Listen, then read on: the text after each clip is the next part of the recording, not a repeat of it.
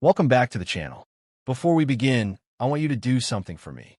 Look at your reflection for just a moment. Study it. Now ask yourself, are you completely certain that what you are looking at is looking back? Because today's story is going to make you question that. Stay with me until the end, because the final twist on this one, I promise you, you will not see coming. Let's get into it.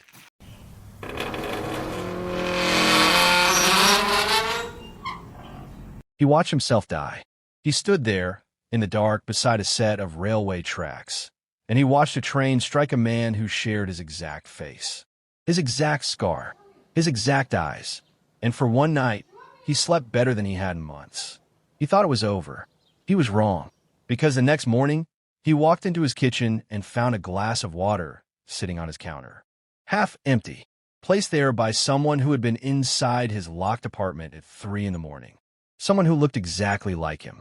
And when he pulled up his security camera footage and watched it 6 times, trying to make sense of what he was seeing, he noticed one small detail.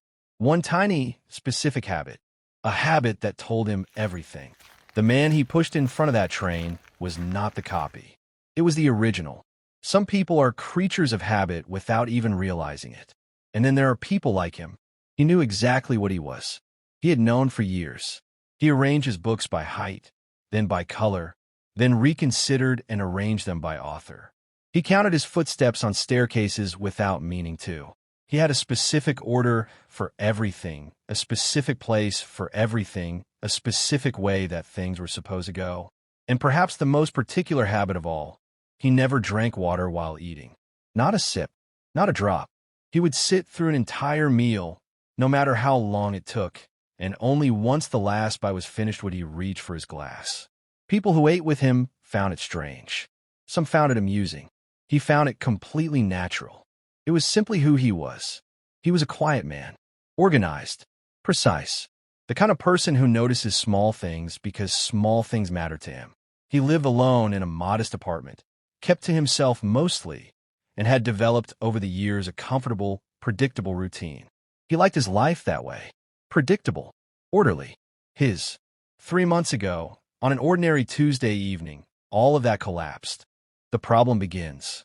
It started at a cafe. Nothing special about it. A small place near the train station he passed every evening on his way home. He had eaten there dozens of times. The lighting was warm, the table small, the background noise just loud enough to make sitting alone feel less obvious. He ordered as usual, settled in. Let the day drain out of him. That's when he looked across the room. At first, his brain did something automatic. It told him he was looking at a reflection, a mirror on the far wall, maybe a trick of the light, because the person sitting at that table across the room looked exactly like him. Not similar, not a passing resemblance. Exactly, the same face, the same jaw, the same hairline, and above the left eyebrow, the same small, pale scar he had carried since childhood, since the afternoon he fell from his bicycle and hit the corner of a concrete step. He stopped chewing. The man across the room stopped chewing. They stared at each other. Neither moved. Neither spoke. The restaurant noise continued around them as if nothing unusual was happening, as if 2 identical men sitting across a room from each other was a perfectly ordinary Tuesday evening occurrence. Then the waiter arrived. He set a drink down in front of each of them. And here is the thing that would later mean everything. Neither of them touched the glass. They simply kept eating, watching each other, measuring each other. And when both plates were finally empty, they reached for their drinks at the exact same moment, fingers wrapping around the glass in perfect synchronization. The moment their hands moved, the other man's face changed completely. His eyes went wide, not with recognition, not with curiosity, with terror. He stood so fast his chair crashed backward onto the floor. Several people turned to look, and before anyone could react, the man was gone, out the door and into the night, leaving his drink untouched and his meal half finished. He sat alone at his table for a long time after that, turning the moment over and over in his mind, trying to find an explanation that made sense. He couldn't find one. He told himself it was a coincidence. Identical strangers exist. It happens. The world is large and faces sometimes repeat themselves. He had simply encountered someone who looked remarkably like him, and the man had been equally startled, and that was the end of it. He almost believed that. Then the sighting started. 3 days after the cafe, he spotted the man at his train station, standing on the opposite platform, completely still among the moving crowd, watching him. By the time the train passed and the platform cleared, the man was gone. A week later, he saw him across the street outside a supermarket, just standing, watching, then in a store window reflection. There for a moment, then gone when he turned around. Then at the end of a long corridor in a building he worked in. Always watching, never approaching, never speaking, just present, in the way that a shadow is present. Constant and silent and impossible to confront directly. He stopped sleeping properly. Every reflective surface became a source of dread. Every crowded place felt like a trap. He began checking rooms before entering them. He sat with his back to walls in restaurants. He started taking different routes home each evening, as if unpredictability might shake the man loose. It never worked. Weeks passed, then months, and the sightings continued with a quiet, patient regularity that was somehow more frightening than anything dramatic would have been. This wasn't random. This felt deliberate. It felt like observation, like preparation, like something was being planned. And then, 3 months after the cafe, his phone rang. Unknown number. Late evening. He almost didn't answer. He picked up.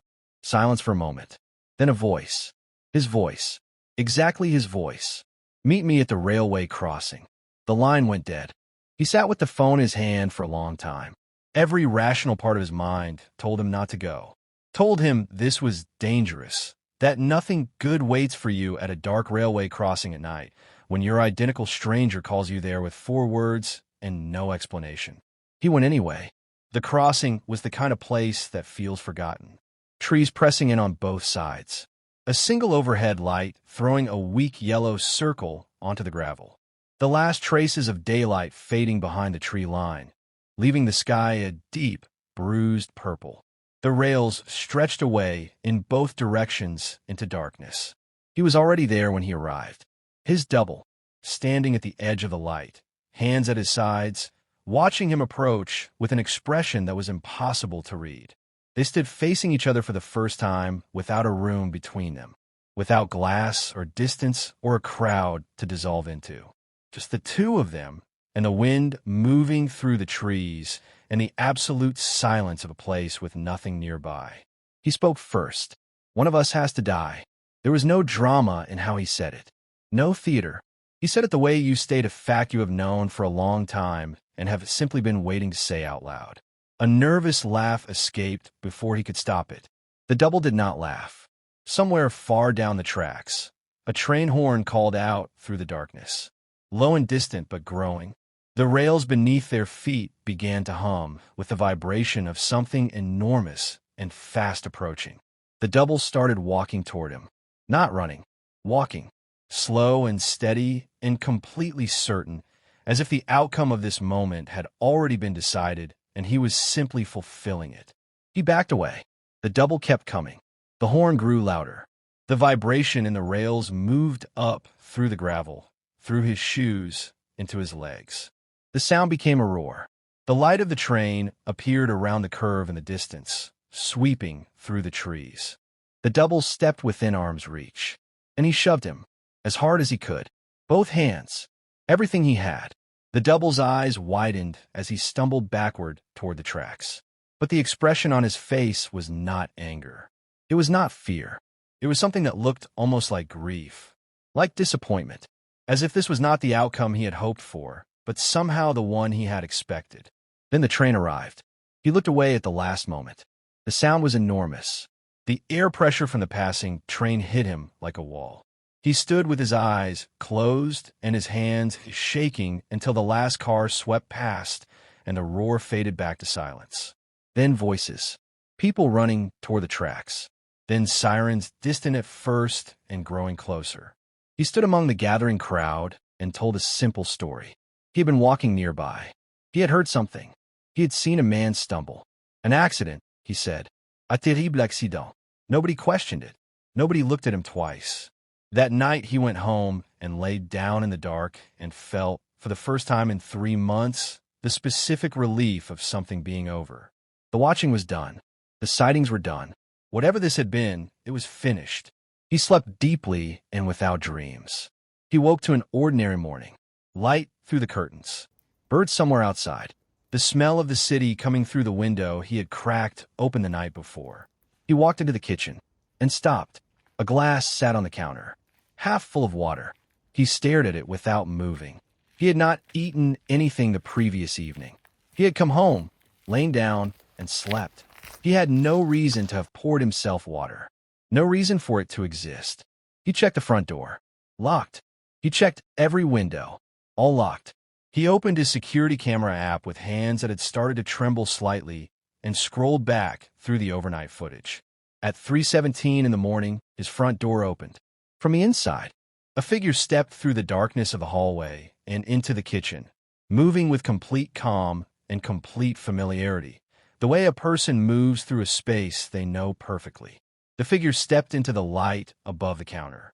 It was him, not someone who resembled him, not someone wearing similar clothes or with a similar build. Him. Every detail, every feature, the scar above the left eyebrow. The figure picked up the glass of water from the counter and drank. He watched the footage. He rewound it. He watched it again and again, 6 times in total, trying to find the angle or the explanation or the frame where it stopped looking like what it clearly looked like. On the 6th viewing, he noticed something. The figure in the footage drank the water before eating anything. While eating nothing. A glass of water consumed in the middle of the night with no meal. No food. Just the water alone.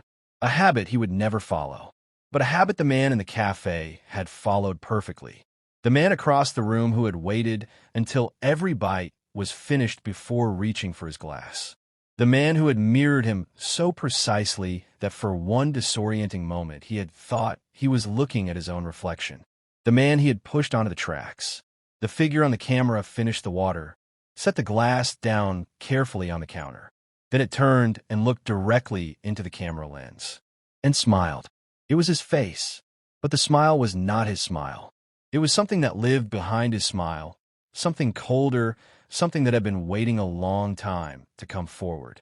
Slowly, the figure reached into its pocket and unfolded a piece of paper. It held the paper up to the camera. For words, written in heavy black marker. You pushed the wrong one. The figure held it there for several seconds. Then it lowered the paper, raised one hand, and tapped the scar above its left eyebrow. Once, the footage ended. He sat at his kitchen table for a long time. The phone still in his hands, the half-empty glass still on the counter, the morning light still coming through the curtains as if nothing had changed. But everything had changed, because he finally understood what the expression on the other man's face had meant at the railway crossing. That look of grief, of disappointment. Not because he was losing, because he was trying to help. The one who had watched him from across the cafe, who had run away in terror, who had spent 3 months studying him from a distance. The one who had finally called him to that crossing and said, "One of us has to die." He had not been threatening him. He had been warning him.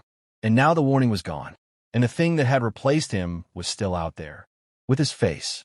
With his scar. With his keys. He is still out there somewhere, trying to make sense of what he is living inside of. But here's the question that this story leaves behind. When the real version of you, the version trying to warn you, tries to reach you, how would you know the difference? How do you tell apart the one who wants to save you from the one wearing its face?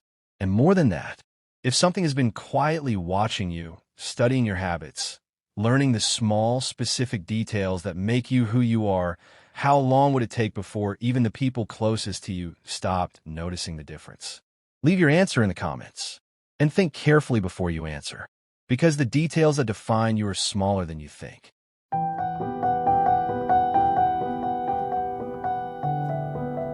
If that ending hit you the way I think it did, you are not alone.